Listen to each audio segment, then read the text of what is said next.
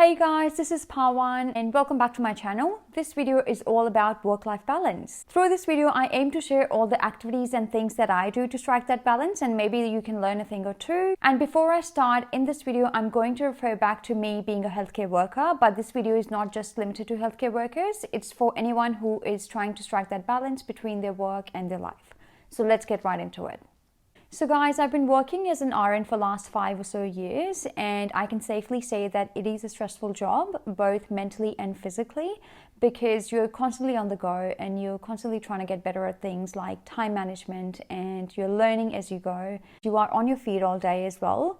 And sometimes you're dealing with situations that are extremely stressful, and on a busy shift, you might be lucky to get that 10-minute break sometimes. So it can take its toll. And there's always a fear of burning out, and burnout is real. So the idea is here to create a lifestyle that works the best for you, where you don't get to that point of burning out. And there are factors affecting work-life balance in nursing. The first one is demanding work environment. The nature of healthcare settings can be very stressful, with constant patient care, medical emergencies, and long working hours, all contributing towards nurse fatigue.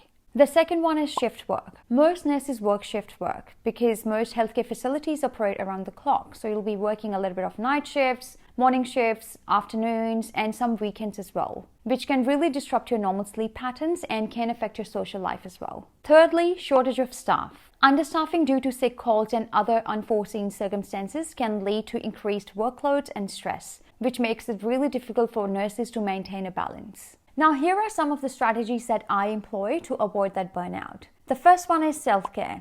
It's really important that you indulge in self-care practices, whatever that means for you, like regular exercise, healthy eating and mindfulness, doing yoga. It could be even having some me time, doing whatever you love to maintain that physical and mental health.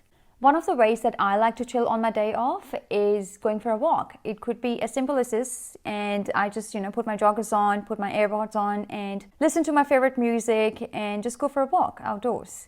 There's this coffee shop I walk to, which is about 3 kilometers from home, and so I just walk towards a coffee shop and grab a coffee and come back, which is about 6 kilometers walk. It's a good walk, and especially if the weather's good, I'm a big promoter of staying outdoors, and it just helps me clear my mind a little bit and helps me reboot myself a little bit. So yeah, that's something that works for me. It's one of my self-care practices, so it could be just as simple as this.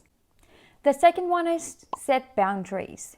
There will be times when you'll be asked to work extra shifts to help out because, as I said, there's always a shortage of nurses, but you need to limit the number of extra shifts taken to avoid that burnout. I know it can be very tempting to work that overtime shifts because you do get paid a lot more than your usual pay rate for those overtime shifts, but I've set a boundary with myself that I'm not going to pick up more than one extra shift than my rostered hours because eventually it leads to burnout. It's not actually worth it in the long run. Another way to avoid that burnout is by indulging in one of your hobbies. Now, this can be completely different to your work or study, or it could be something that you enjoyed in the past, or could be something that's completely new. For me, it's looking after my plants and my balcony garden. When I started my little balcony garden, I had no clue that it would be so transforming with my mental health. And over the last few years, I have grown quite a few things from herbs, spinach, and tomatoes. For me, going out there and working in my little garden allows me to just close all the tabs in my brain. I'm the kind of person who has so many tabs open when I'm working on a laptop, and that's sometimes how my brain looks like as well.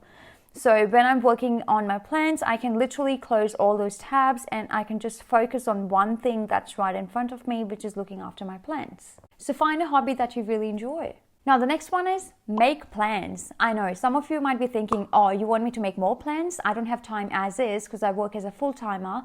Well, these are the fun plans. These are brunch and dinner plans with your friends, your family members, or your significant other.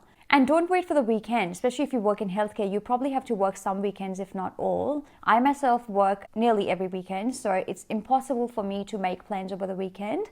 So I usually see my friends and family doing weekdays more.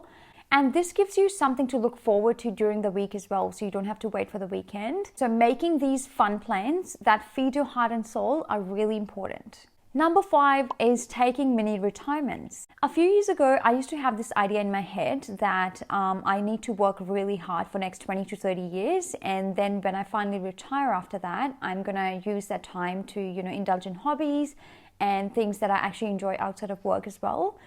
But now I'm a big believer of taking those mini retirements and using my allocated time off to indulge in those hobbies and traveling, which I really like. And I feel that that actually keeps me really fresh at work as well. So it's really important that we use our allocated time off to travel, indulge in our hobbies, and for relaxation.